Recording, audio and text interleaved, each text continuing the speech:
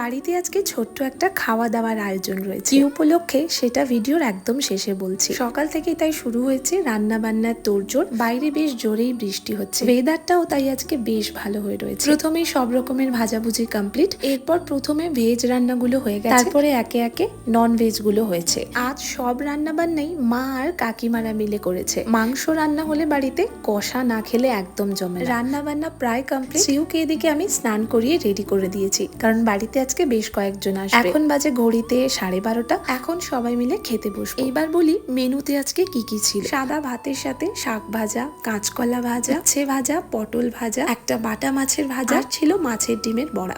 সাথে ছিল ডাল, চিংড়ি মাছের মালাইকারি, পনির, চিকেন, আর ছিল কাতলা মাছ। এর সাথে দই, মিষ্টি, আম, পাঁপড় এগুলোও বাদ যায়নি। এবার বলি উপলক্ষটা কি ছিল। পাশের বাড়ির বোন আর জামাইকে আজকে প্রথমবার আমার বাড়িতে নেমন্তন্ন করা হয়েছিল খাবারের জন্য।